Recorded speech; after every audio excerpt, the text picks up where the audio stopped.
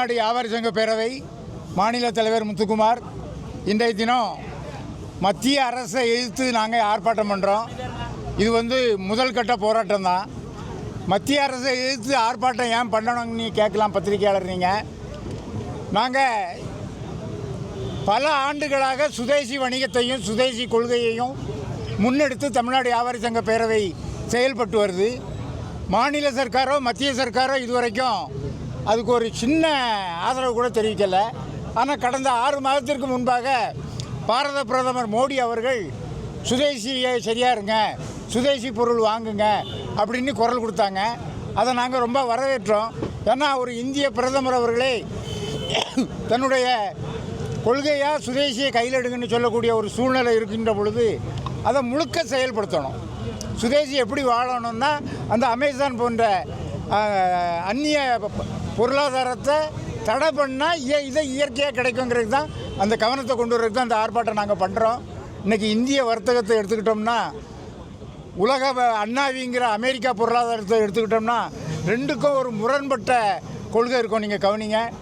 இன்றைக்கி கூட ட்ரம்ப் சொல்லியிருக்காரு, நான் அதிகமாக அந்நிய நாட்டுகளை கசைக்கு பிழிந்த வரி பணத்தை எனது மக்கள் ஒவ்வொருத்தருக்கும் 1,17,000 ரூபா கொடுப்பேன், அந்த அளவுக்கு என்கிட்ட வருமானம் வந்துட்டு அப்படின்னு ட்ரம்ப் இன்றைக்கி சொல்கிறாரு.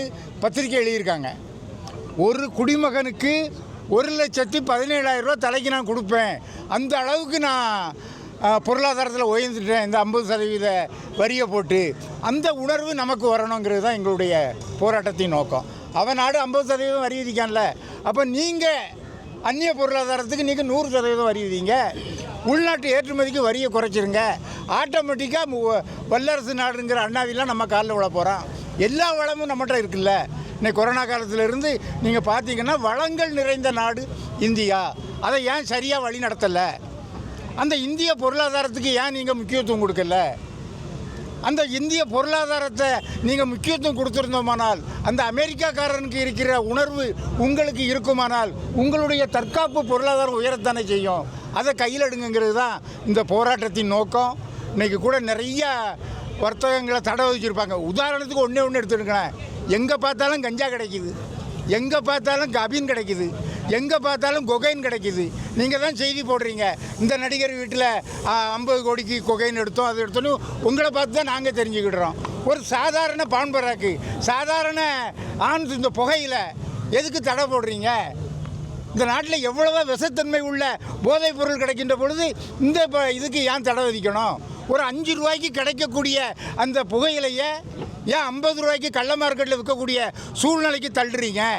அதனால் உங்களுக்கு என்ன பயன் அப்படிங்கிறத நாங்கள் இந்த ஆட்சியாளருக்கு சுட்டி காட்டுறோம். இன்றைக்கி ஒவ்வொரு இடத்துலையும் அந்த புகைகளைக்கும் பாரம்பரியத்துக்கும் சாதாரணமாக மற்ற ஸ்டேட்டில் இருக்குது. இங்கே போனோன்னு கும்படி பூண்டியை தாண்டினோன்னே எல்லாம் இருக்குது. இங்கே ஏன் தமிழ்நாட்டில் மட்டும் இல்லை?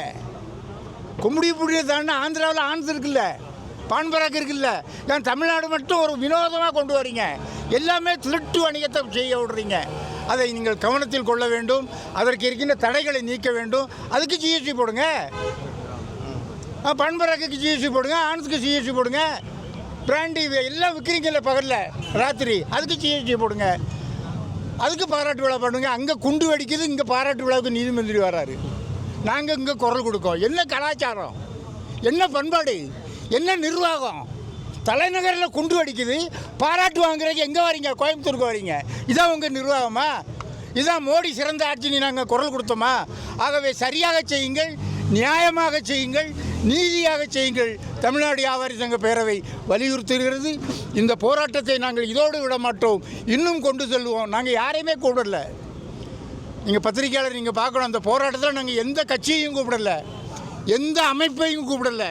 முழுக்க தமிழ்நாடு வியாபாரி சங்க பேரவையின் நிர்வாகிகள் மட்டுமே. ஒரு ஆளை கூட நீங்கள் வாங்கன்னு கூப்பிடல. உணர்வுபூர்வமாக போராடி கொண்டு இருக்கிறோம்.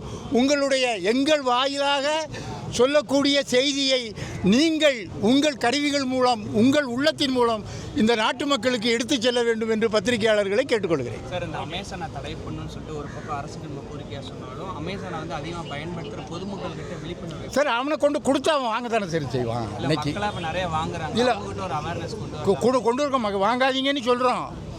வாங்காதீங்கன்னு சொல்கிறோம். நிறைய பேட்டிகள் கொடுக்குறோம், டிவிகளில் பேட்டி கொடுக்குறோம். வாங்காதீங்கம்மா, கடைகளில் வந்து வாங்குங்க.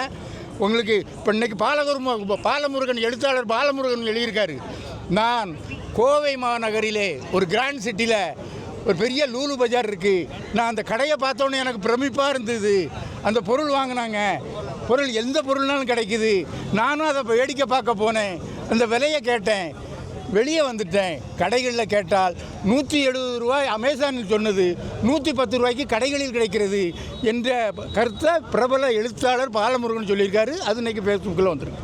ஆகவே அமேசான்னாலும் சரி ஆட்டுக்குட்டினாலும் சரி என்னுடைய பொருளாதாரத்தை நசுக்குவதற்கு விளம்பரம், அவ்வளோதான். அந்த விளம்பரத்திற்கு ஆட்சியாளர்கள் பலியாகிறார்கள். இறக்குமதிக்கு கமிஷன் கிடைக்கும், உற்பத்திக்கு கமிஷன் கிடைக்காது. அரசியல்வாதிகள் கமிஷனை பெறுறதுக்கு கொள்கையை விற்கிறார்கள். அது தடை செய்ய வேண்டும். மோடிஜி மோடிஜி மோடிஜி மோடிஜி மோடிஜி மோடிஜி மோடிஜி क्या आपने नहीं सुना क्या आपने नहीं सुना मोदी जी मोदीजी मोदीजी क्या आपने नहीं सुना क्या आपने नहीं सुना मत बगने मत बगने मत बगने मत बगने दो रमेश मत बगने दो रमेश मत बगने मत बगने मत बगने दो रमेश मत बगने क्या आपने स्वदेशी क्या आपने स्वदेशी लोगों की लोगों की लोगों की आवाज नहीं सुनी है आवाज नहीं सुनी है प्रतिबंध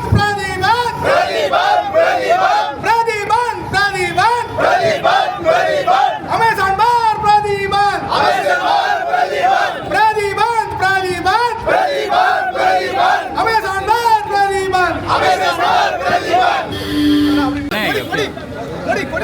எல்லாம் எப்பவுமே இங்கே தான்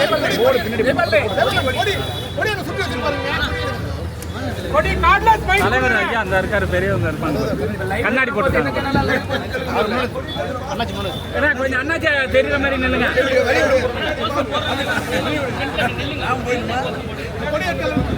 சுரேஷ் ஐயா மறக்காதீங்க. ராஜாண்ணே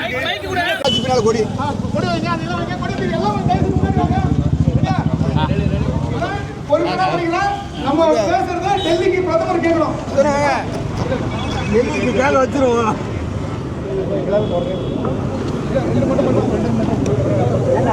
முதுகுதான் தெரியுது, ஒண்ணுமே தெரியுது. வா வா பின்னாடி வா. என்னடா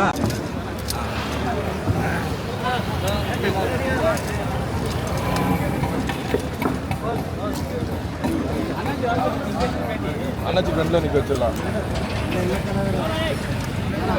எல்லாம் முன்னாடி வந்துருங்க. அண்ணாச்சி வர சொல்லுங்க. ராஜாண்ணே எல்லாம் முன்னாடி வந்துருங்க. எல்லாரும் கொஞ்சம் அகலமா நில்லுங்க, எல்லாரும் தெரிவிங்க. பின்னாடி எல்லாரும் கொடி பிடிங்க. சுரேஷ் ஐயா ஜெயபாலன் அவரை வர சொல்லுங்க. பேட்டி இங்கே